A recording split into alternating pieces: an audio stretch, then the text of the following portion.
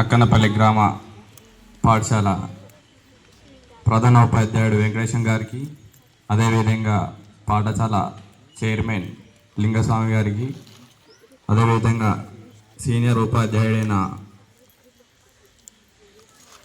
ఉపాధ్యాయులందరికీ నా యొక్క గణతంత్ర దినోత్సవ శుభాకాంక్షలు తెలియజేస్తూ, ఈరోజు ఈ గణతంత్ర దినోత్సవం జరుపుకుంటున్నాం అంటే ఎందరో మహనీయులు కష్టపడితేనే కానీ మన ఈరోజు ఈ దినాన్ని జరుపుకుంటున్నాం.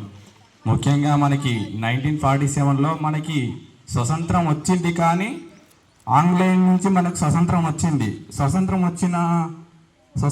కానీ మనం ఏ విధంగా బతకాలి, ఏ విధంగా జీవించాలి, మనకంటూ ఒక పరిపాలన విధానం అనేది ఉండాలి కదా. అది మనకు లేకపోవడం వల్ల వాళ్ళు మనల్ని ఎన్నో విధాలుగా అణచివేతలకు, ఏ విధంగా మీరు మీ దేశాన్ని పరిపాలిస్తారో పరిపాలించుకోండి అనే విధంగా చిన్నచూపు చూడడం జరిగింది. అప్పుడు మనకు ఒక వజ్రాయుధంగా దొరికిన డాక్టర్ బిఆర్ అంబేద్కర్ గారి ఆధ్వర్యంలో మనకు స్వతంత్రం రాకముందుకు 1935 యాక్ట్ ప్రకారం మన దేశాన్ని పరిపాలించేవాళ్ళు. దాని తర్వాతకి మనకు రాజ్యాంగాన్ని డాక్టర్ బిఆర్ అంబేద్కర్ అసలు పేరు కాదు, ఆయన పేరు భీమ్రావ్ రామ్జీ, ఆయన అసలు పేరు. అతని ఆధారంలో అతని చైర్మన్గా వేసిన తర్వాతకి మన భారతదేశ రాజ్యాంగాన్ని 2 సంవత్సరాల 11 నెలల 18 రోజులు పట్టింది. ఈ ప్రపంచంలోనే అత్యుత్తమైనది మన రాజ్యాంగం.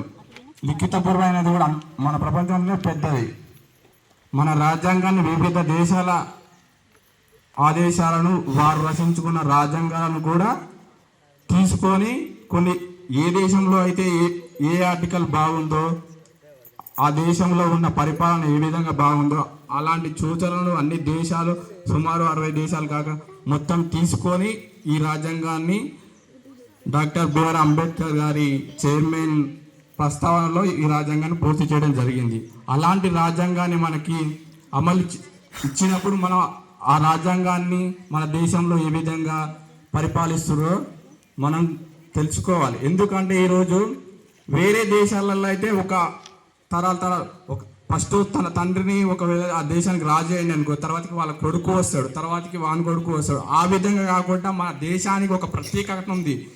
ఎవరైనా సరే ప్రజల చేత ఎన్నుకోబడిన వ్యక్తి ఒక 5 సంవత్సరాలు లేదా 6 సంవత్సరాలు, 2 సంవత్సరాలు, ఒక ముఖ్యమంత్రి అయితే 5 సంవత్సరాలు, అదేవిధంగా సర్పంచ్ అయినా 5 సంవత్సరాలు, అదే వార్డు మెంబర్ అయినా 5 సంవత్సరాలే ఉంటాడు.